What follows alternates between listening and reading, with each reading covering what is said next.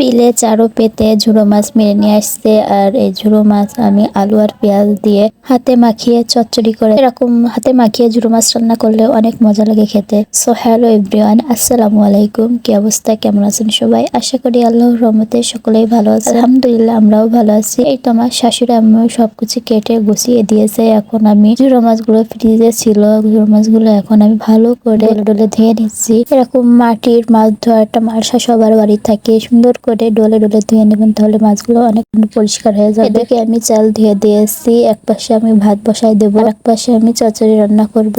চচ্চড়ি রান্না করার জন্য আমি মরিচ, পেঁয়াজ এবং রসুন আর ছোট একটা আলু কেটে নিয়েছি, কুচি কুচি করে আমার শাশুড়ি আম্মু কেটে দিয়েছে। এবার আমি কড়াইতে সব দিয়ে আমি একটু লবণ দিয়েছি, জিরা আর হলুদ দিয়ে ভালো, আর একটু তেল দিয়ে ভালো করে হাত মাখিয়ে নিয়েছি। এই চচ্চড়ি রান্নাটা কিন্তু মাখানোর কাছে সব, যত ভালো করে মাখানো হবে তত ভালো টেস্ট আসবে। এবার আমি সব ভালো করে মাখিয়ে নিয়েছি, নিয়ে আমি অল্প একটু পানি দিয়ে দিয়েছি। পানি দিয়ে ভালো করে মাখিয়ে এরপর আমি মাছগুলো একটা পাত্রে নিয়ে হলুদ আর লবণ দিয়ে আর অল্প একটু তেল দিয়ে মাখিয়ে নিচ্ছি। মাছগুলো আমি ভালো করে মাখিয়ে নিয়েছি। এবার আমি মাছগুলো তরকারিতে দিয়ে দেব। তরকারির উপরে আমি মাছগুলো দিয়ে দিচ্ছি। মাছগুলো দিয়ে এবার আমি চুলায় কড়াই বসিয়ে দিয়েছি।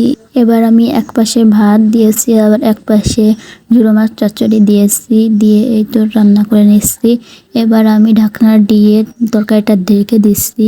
ঢেকে দিয়ে কিছুক্ষণ জাল দিয়ে নিয়ে এই তোমার ভাত উতলাই গেছে, আমি ঢাকুনটা উঠাই রাখলাম। আর এদিকে আমার মাছ চচ্চড়ি পানি একটু শুকায় গেছে, একটু নাড়াচাড়া করে দিলাম। নাড়াচাড়া করে দিয়ে এখানে আমার একটু হলুদ কম হয়ে গেছিল, এই জন্য আমি একটু হলুদ দিয়ে দিয়েছিলাম। এই তো আমার এদিকে ভাত রান্না হয়ে গেছে, আমি ভাতটা এবার নামাই নেব। আর এই পাশে আমার চচ্চড়ি রান্নাও প্রায় হয়ে গেছে, আমি হালকা করে নাড়াচাড়া করে দিয়ে নিচ্ছি।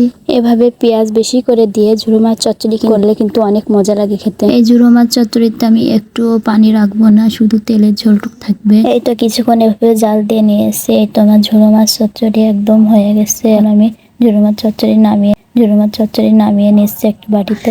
এদিকে আমি অল্প একটু দুধ আমার মেয়ের জন্য জাল দিয়ে নিই। ও ঝুড়ো মাছের তরকারি একদমই খেতে পারবে না, তাই একটু দুধ জাল দিয়ে আমি গ্লাসে ঢেলে নিয়েছি। এরকম ঝুড়ো মাছ চচ্চড়ি কার কার পছন্দ সবাই অবশ্যই কমেন্ট করে বলবেন, আমার তো অনেক ভালো লাগে। তো আজকের ভিডিও এই পর্যন্ত, দেখা হয়ে যাচ্ছে নেক্সট কোনো ভিডিওতে। এরকম ভিডিও দেখতে চাইলে অবশ্যই পেজটা ফলো দিয়ে পাশে থাকবে। আমার টিকটক আইডি প্রিয়তমা আর ইউটিউব চ্যানেল প্রিয়তমা লাইফস্টাইলে ভিজিট করে আসতে পারেন। আর যারা আমার ভিডিও দেখতে পছন্দ করেন না তাদের দরকার নেই, স্কিপ করে দিতে পারেন, কোনো সমস্যা নেই। ভিডিওটা কেমন লেগেছে অবশ্যই কমেন্ট করে জানাবেন। ততক্ষণ সবাই ভালো থাকবেন, সুস্থ থাকবেন। আল্লাহ হাফেজ।